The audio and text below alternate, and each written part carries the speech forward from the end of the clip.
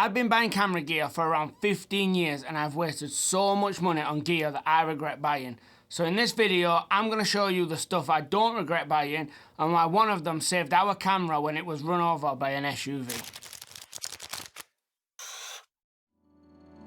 When it comes to camera gear, it's super tempting to buy all the fancy new gimbals and lenses and camera bodies that come out month after month after month. What the camera industry is really good at is taking money out of our pocket and put it in theirs. And I'm definitely more guilty for this than I'd like to admit.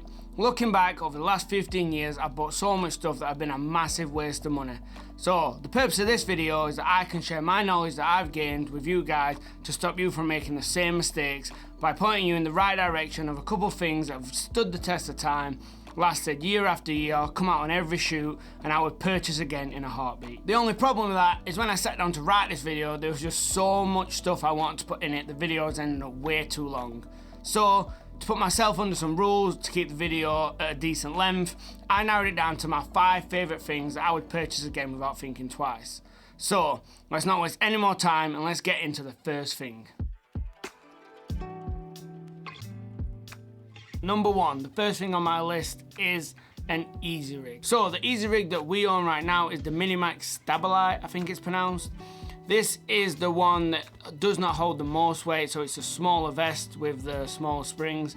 But the Stabilite is the arm that has the extra axis for like gimbal work or just getting smoother shots. This is a bit of a no-brainer at this point, and it helps so much when hooking up a gimbal to your easy rig. We've not had this for long now, but before we saved up and made the investment into purchasing one for ourselves, we was hiring these all the time, as if there's any shoots where you need to run even handheld work for a long period of time, or especially gimbal work, that's just not good for your back. As you progress in your video creating career, you will realise that your gear gets bigger and bigger and heavier. And this is just part of how it works. This is just, as your shoots get bigger, your budgets get bigger. I guess technology is getting smaller, what helps, and there's always going to be shoots where you're using little cameras and they're needed, and that's great. But on the other hand, there's always going to be big cameras on big shoots. And you've got to start thinking, if you want to create videos into your older life, you have got to protect your body. Now, what an easy rig does is it takes the weight off your back and your arms and places it on your legs, what are much stronger, is a much healthier way to carry and lift things. So for me, this is a bit of a no-brainer, but I do understand why not many people invest in these, as they are quite expensive and they don't add much in terms of overall value to the production or the video. Yeah, they let you film more shots for longer, what is arguably adding to the video, but realistically your shots will look the exact same with or without the easy rig. You've got to be a little selfish on this one and think about yourself. No one else is going to watch out for you other than yourself, really. So make the purchase, make the investment, do it as young as possible, or be hiring them. Make sure that you're saying to clients and producers that I want an easy rig for this shoot, as my body and my back is important. I want to be filming for a very long time. So yeah, don't skip it. Don't think you'll be fine just doing that shoot without one, and make sure you get one. Number 2. This one's a bit of a double combined one, because I wanted to add C-stands, but I also wanted to add my diffusion frame, so I thought these kind of come together. They're both in the rigging department, and you don't really use the diffusion frame without a C-stand anyway. Every cheap stand I've ever bought, no ifs, no buts, if it's off Amazon, if it's even from a professional camera store, B&H, CVP, every cheap stand I've ever bought, I'm no longer using. I can't stress to you enough how much I wish I could go back and never purchase every cheap stand and only buy C-stands and combo. On the flip side to me never using any cheap stands I've ever bought, every C-stand I've ever bought, I use. I've never purchased a C-stand that has broke, one's never failed on me. I've had some for maybe like 8-9 years now, they still work the same as I got them. They look a bit beat up, they're a bit battered, but who cares, it's a stand. It still functions as a stand. As long as you're sandbagging them and you've got well-made knuckles and arms off them and you're not overloading them with insane weights, a C-stand will always do its job exactly as it's meant to. Now I've got a little tip for when you're buying C-stands. Never buy the same C-stand twice. Now this might sound a bit weird, as you kind of might think you want all your gear to match, but I found when I've bought different styles and brands of C-stands, they all have slightly different advantages. Some might break down where the legs come off and the stand itself will break into 2 parts for transportation. Some are really short. I like really short C-stands.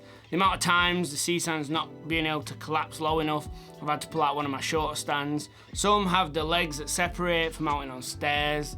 And as I said, they all just have slightly different advantages in different ways.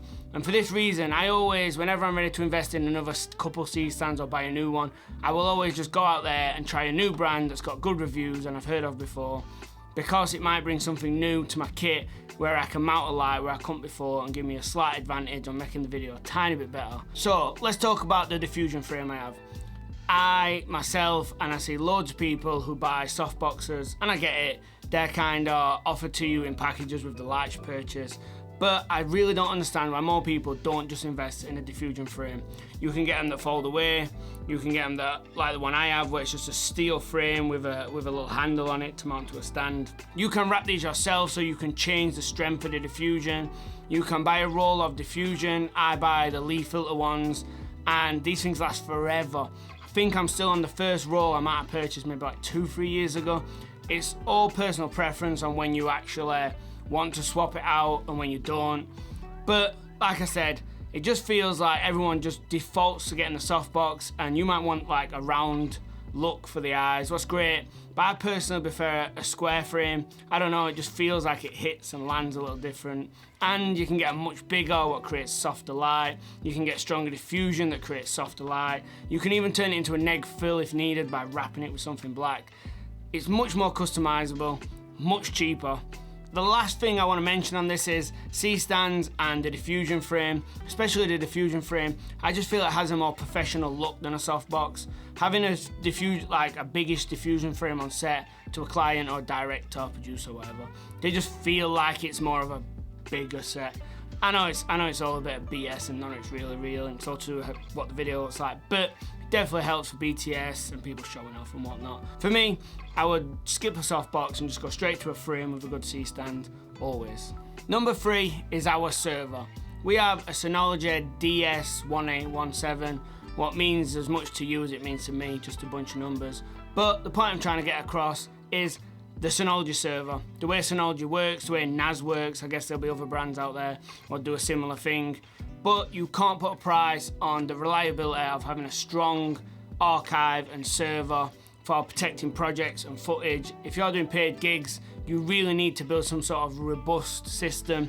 It's not good enough to film to an SD card and put it on a Samsung SSD T5, T7. It's just not. Like, I see so many people do this and think it's totally okay, and then at some point, it might take 1 year, 3 years, 5 years, they lose a project and they wish they'd have done something before. So do it now, not after you've lost the footage. But to quickly run you how our server is set up, it's got 8 hard drive bays in the front. I think I currently have about 40 terabytes in it with 2 bays remaining. You can also add an expansion bay onto another 8 if we ever need that. But essentially what we will do is we will come in with a project, we will back up our CFast cards or SD cards or whatever it is we've shot to directly to the server. This will then use its RAID system to copy the footage to multiple hard drives, and it's also got a software that runs on the server that puts this straight into Google Drive. That will upload as fast as our internet allows it. So we've got cover for multiple hard drive failure. We also have cover for fire or getting burgled as it gets into the cloud as fast as possible. On another note, this also helps us do multi-project collaboration. It has 2 10 gigabit Ethernets out the back, so we have 2 workstations hooked up to it actually in our office, and this allows us to be in here color grading and doing effects as well as editing. We use Resolve so we can both jump in the same project using the same footage, as the server's plenty fast enough to get that done. And the server also uses Blackmagic's proxy generator to generate proxies. It then acts as like a Dropbox or Google Drive to create a shared folder, but we'll then send it to my home setup to Aaron, one of our editors set up in Birmingham, and he can jump straight into the project being like 100 miles away. And this is way more easy to set up than you could ever imagine. Synology has a super easy operating system. It's just like Mac or Windows. You just log in and it's super easy. You can send download links to people.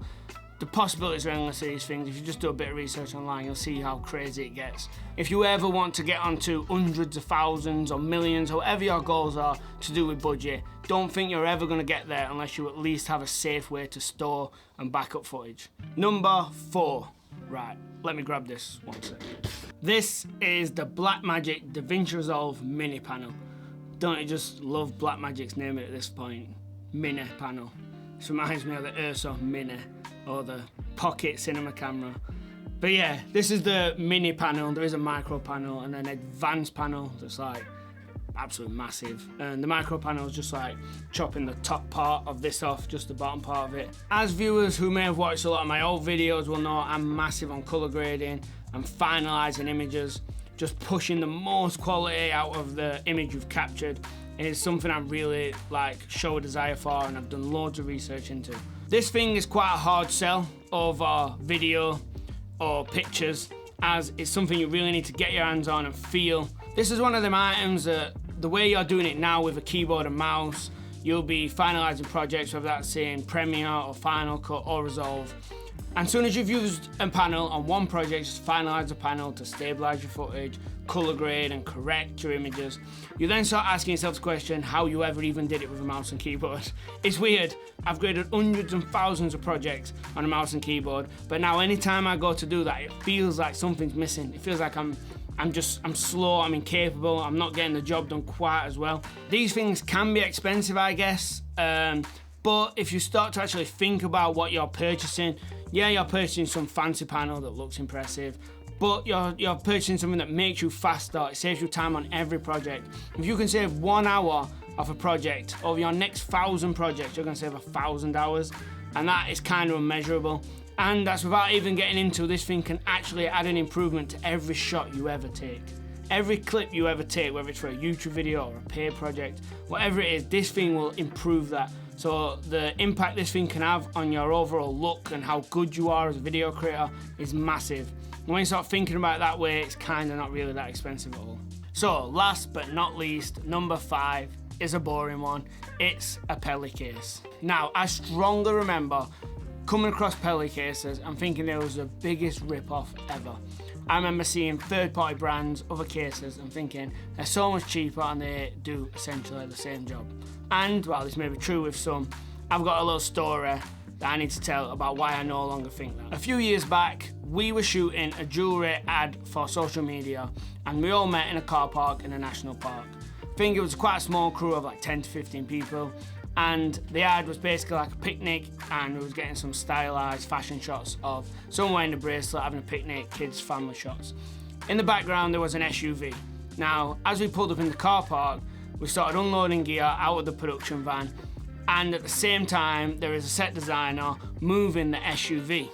They've told the SUV to back out, and one of the grips has picked up a Peli case containing, I think it was like an FS7 at the time, this was a couple of years ago, and placed this Peli case down just behind the van, but further enough out into the car park that as the set designer has directed the SUV for the shot to proceed down the car park, the wheel has hit the Peli case containing the camera. Now, it didn't drive over the Peli case, it dragged it, so everyone starts shouting and waving their arms as this SUV just drags the Peli case down all the way across the car park. After about 30 seconds, we finally got the SUV to come to a stop at the other end of the car park. It was like a gravel car park. We grabbed the Peli case from underneath the wheel, and all the camera gear inside, every cable, every button, nothing was broken. It had flattened the wheels underneath, so now the wheels on the Peli case are now square, so you can no longer wheel it like a suitcase. But other than that, it still locks, it still opens, it still protects gear just fine. And I think probably 6 years later right now, we're still using the exact same case that got drove by an SUV along a gravel car park for like 30 seconds. Let's get back to the third-party cases. I purchased a third-party Peli case off eBay for around 60% of the cost of what it would have done to get the Peli official version. After maybe 6 months to a year, it's falling to bits.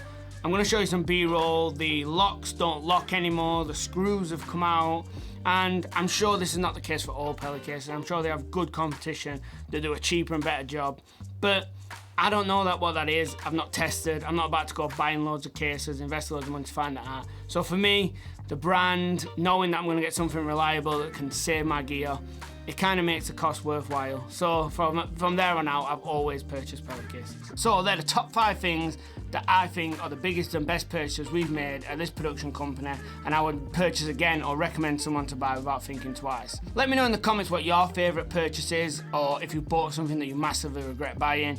And if you want to know what my favourite lighting is, click the video here.